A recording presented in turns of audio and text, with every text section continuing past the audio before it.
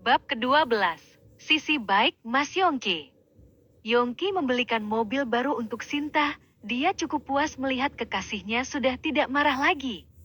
Yongki, kan kamu sudah tidak tinggal dengan orang tuamu lagi. Bagaimana kalau malam ini menginap ke rumahku? Bisik Sinta. Baiklah, tapi aku akan mendapat apa kalau mau? Tanya Yongki. Apapun yang kamu mau, balas Sinta dengan tatapan menggoda. Serius? Timpal Yongki senang. Iya. Rayu Sinta.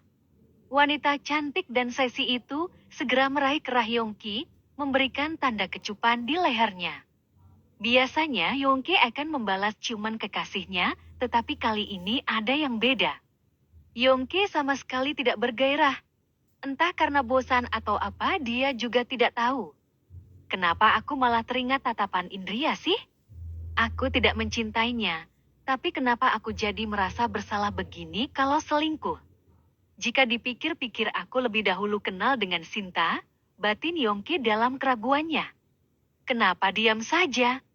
Tanya Sinta heran.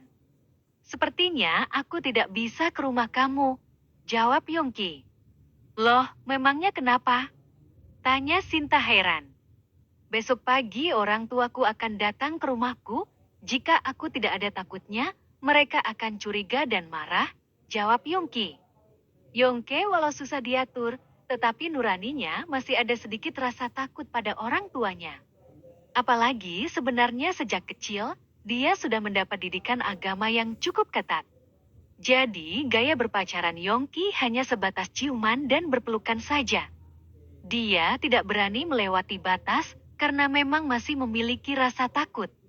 Yongki, apa aku ini kurang menarik sampai kamu tidak berselera? Tanya Sinta sambil memeluk kekasihnya.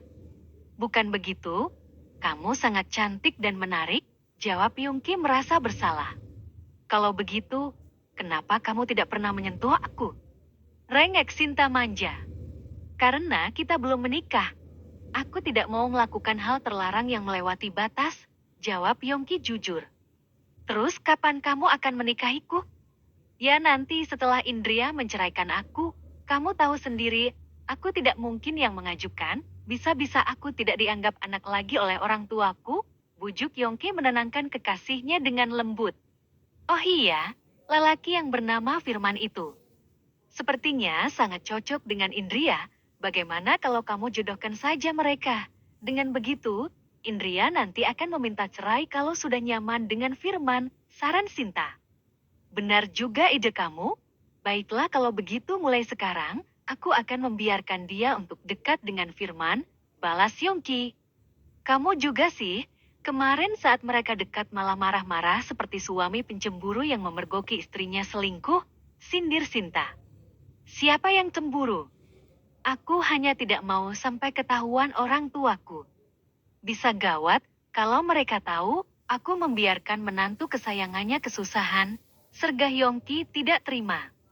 Kamu juga sih, dikit-dikit orang tua. Lagian, kamu ini sudah dewasa, bisa memilih jalan yang kamu inginkan sayang, balas Sinta. Aku ini anak tunggal. Biarpun aku belum bisa membuat mereka bangga, setidaknya aku tidak terlalu membebani pikiran mereka, jawab Yongki. Kalau kamu mau membuat orang tuamu bahagia itu mudah, beri saja mereka cucu. Pasti kalau sudah melihat bayi, tidak akan peduli dengan wanita mana, saran Sinta. Yongki terdiam, ingin menjelaskan pada Sinta juga tidak akan paham. Tentu saja kedua orang tuanya menginginkan cucu yang terlahir dari rahim wanita soleha seperti Indria. Tetapi Yongki tidak tega mengatakan hal itu pada Sinta. Aku lapar, kita makan malam yuk. Sela Yongki. Aku diet, tolak Sinta secara halus. Ya sudah kalau gitu setelah ini, kita mau kemana? Tanya Yongki. Aku pengen main sama teman-teman aku boleh? Kamu pulanglah, biar besok bisa bangun pagi untuk kerja. Pinta Sinta. Baiklah kalau gitu, tapi kamu jangan pulang larut malam ya. Balas Yongki mengecup kening Sinta lembut. Setelah itu mereka berdua berpisah. Yongki sangat bangga melihat kekasihnya yang naik mobil baru.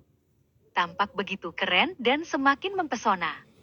Sesampainya di rumah, Yongki semakin kelaparan. Dia ke dapur, melihat apa ada cemilan atau apa. Kemudian matanya fokus ke atas kompor. Ada wajan yang tertutup rapat. Apa ini? Batin Yongki. Dia iseng membuka, ternyata ada osenmerton daging sapi. Baru melihat saja, Yongki sudah hampir ngeses. Yongki segera mengecek di rice cooker, dia tersenyum senang, ada nasi yang masih hangat, 1 piring penuh dia ambil semua.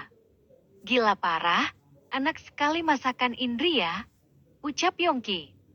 Apalagi dalam kondisi lapar, Yongki semangat sekali nambah lauknya. Indria masih belum tidur, karena besok sudah mulai mengajar. Dia begadang mempersiapkan bahan pelajaran dulu. Ya, air minumku habis. Aku haus sekali, batin Indria.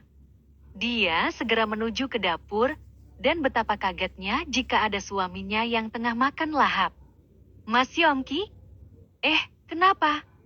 Balas Yongki kaget dan malu. Katanya tidak mau makan di rumah, makanya tadi aku hanya masak nasi sedikit, ucap Indria. Aku lapar, jawab Yongki mencoba bersikap biasa. Indria membuka tutup, dan semua masakan untuk sarapan pagi, serta buat Zahra dan habis semua. Dia tidak habis pikir, jika nafsu makan suaminya sangat banyak. Ya habis, padahal mau aku kasih ke Zahra besok, keluh Indria. Yongki langsung melotot begitu mendengar nama putrinya Firman. Zahra apa Firman? Sergah Yongki. Aku kan bilang Zahra, balas Indria menjelaskan. Aku ini suamimu, jadi lebih penting memikirkan perutku atau perut anak orang lain. Gertak Yongki. Loh, kan tadi Mas Yongki bilang kalau tidak mau makan di rumah. Jadinya aku hanya masak untukku dan Zahra saja. Sudahlah besok bisa masak lagi, jawab Indria santai. Yongki hanya melirik saja, saat Indria mengambil piring bekas makannya, tanpa sengaja, dia bisa mencium aroma tubuh Indria. Sial, kenapa dia bisa wangi sekali sih? Batin Yongki refleks memundurkan tubuhnya dari Indria.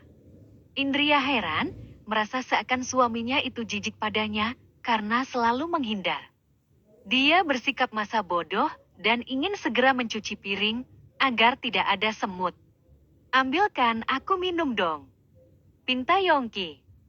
Iya, bentar, jawab Indria. Besok masak itu lagi ya, perintah Yongki dengan wajah pura-pura cuek. Daging habis, tadi hanya belanja sedikit, sindir Indria, karena suaminya tidak memberi uang. Makanya kalau belanja yang banyak, sergah Yongki. Kan semua uangku sudah buat beli peralatan masak sama yang lainnya habis banyak. Kamu sebagai suami juga tidak memberi nafkah, malah membelikan selingkuhan mobil, balas Indria tak mau kalah.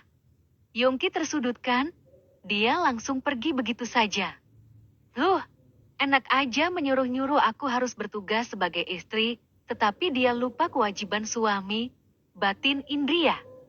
Setelah selesai, Indria memenuhi botolnya dengan air putih, lalu kembali ke kamar. Tiba-tiba pintu kamarnya diketuk dari luar. Ada apa? Tanya Indria sambil membuka pintu. Ini untuk belanja. Awas aja kalau ngadu sama Abah jika aku tidak menafkahi, ancam Yongki. Indria menerima amplop itu, isinya lumayan banyak. Sebenarnya soal uang dia tidak kekurangan, hanya saja dia ingin mengingatkan pada Yongki agar bisa bertanggung jawab sebagai suami. Indria agak terharu juga menerima uang itu. Sebenarnya walau terlihat ketus, tapi dia punya sisi baik, batin Indria tersenyum sendiri. Apalagi Yongki juga tampan, sangat enak untuk dipandang. Terima kasih sudah menonton. Sampai jumpa di bab selanjutnya. Bye!